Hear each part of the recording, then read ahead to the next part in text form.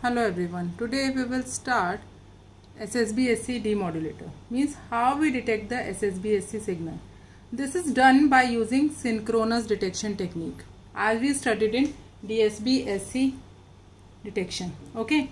So if we want to regenerate our message signal and we have the SSB-SC modulated signal as the input, then we need the synchronous detection. This is the block diagram of synchronous detection. We can see here it has two blocks. One is multiplier, another one is low pass filter. The input to the multiplier are the SSB-SC modulated signal and the locally generated carrier. We are assuming that in synchronous detection that this locally generated carrier is in phase and frequency synchronization with the carrier at the transmitter end. Okay, so VOT is the output. Now this is low pass filter and it rejects the frequencies which is higher, means centered around plus minus omega c, so that we can regenerate the message or the baseband frequency spectrum. Okay, so if we are using the multiplier, means the output of the multiplier is VOT as we see here. That is the multiplication of the SSB-SC modulated signal with the locally generated carrier cos omega ct. This is the equation of the SSB modulated signal. We can write plus or minus both, or either plus or minus. Plus denotes if we want to transmit lower sideband in SSB, and if we want to send the upper sideband, then we have to use minus. Okay, now this is, we can write as xt cos square omega ct plus minus xht sin omega ct cos omega ct. We can write xt as this xt cos square omega ct as 1 plus 2 cos omega ct by 2 plus minus xht sin 2 omega ct by 2.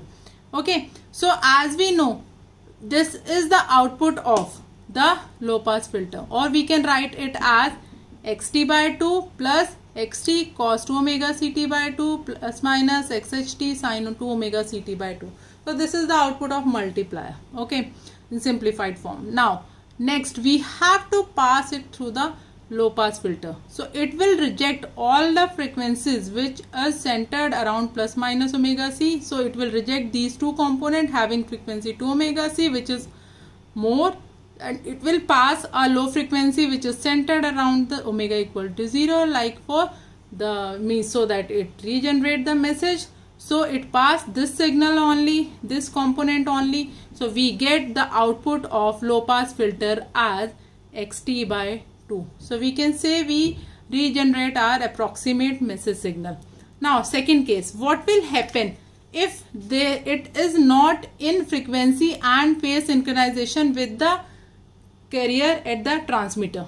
In that case, we know that if it is not in phase and frequency synchronization, the equation is this, means it is having frequency error delta omega and phase error phi.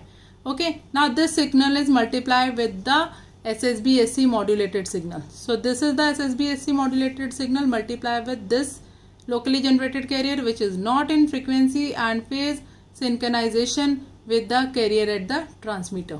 Okay, so what will happen? So write the equation of SSB-SC, expand this, you can write this into this. So again, cos A cos B, cos A plus B by 2, cos A minus B by 2.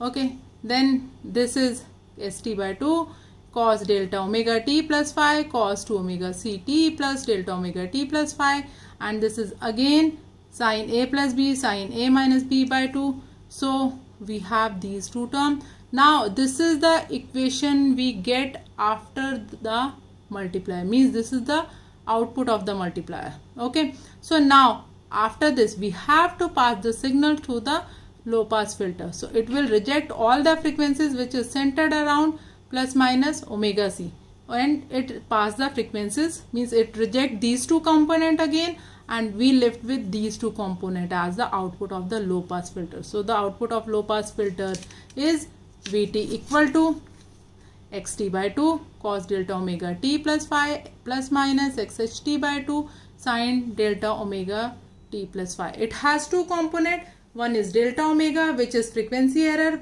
Another one is phi, which is phase error. Now we are taking two cases. Like in case 1, if there is a frequency error and there is no phase error, in that case, okay. So if there is a frequency error, means delta omega is not equal to 0 and phi is equal to 0. Here we can see we have cos delta omega t component. So we can say this is a slow varying component that is vary with the time. Then this is multiplied with the amplitude. So it causes the amplitude fluctuation. Okay. And this amplitude fluctuation cause the distortion. Okay. So this is undesirable. We do not want the distortion. Okay, so we have to avoid it. Next case is when we are considering there is a phase error and there is no frequency error, means delta omega is equal to 0 and phi is not equal to 0. In that case, we can say we have cos phi component in both xt and xht, and since xt and sht both contain the same frequency spectrum and they can't be separated, but we have this undesired term, this xht sin phi here, and this causes the phase distortion. This introduces the phase distortion, means because it shifts every component of xt in phase by 5. Okay, so if we are means sending the voice signal, in that case this phase distortion does not seriously affect the voice communication because our ear is less sensitive to this phase distortion. But if we are sending video messages, video signals or music, in that case this is not desirable. We do not want this distortion, phase distortion, in case of music transmission or transmission of video signal. So this phase distortion should be avoided. Okay, so this is all for today. Okay, and one more thing, this is all for the detection. And now I'm just telling you the phasor diagram. As we know, let's take an example that we are sending the lower sideband only. So that is AM AC cos omega c minus omega m. It has, this is lower sideband equation. So if we are the carrier having this phase, so now you can say this is having omega c frequency, so this is having lag frequency, omega m this LSB, so this is amplitude half AM AC. So we can see here that from this we can see this component is having fixed frequency and fixed like the amplitude. So in that case, if we are considering single tone signal like for this, so in that case the SSB-SC signal has no change in the amplitude and no change in the frequency. So if both amplitude and frequencies are constant, so we can say there is no amplitude modulation. This omega c is fixed, omega m is fixed in single tone, and AM and AC is fixed. So we have the same frequency and you can say the constant frequency and amplitude, so no amplitude modulation. So and SSB-SC signal modulation is not done by, means that if it is single tone modulating signal, it does not carry any useful information. So we have to consider the message signal as multi-tone if we are sending it by the SSB signal. Like if we are taking it as multi-tone,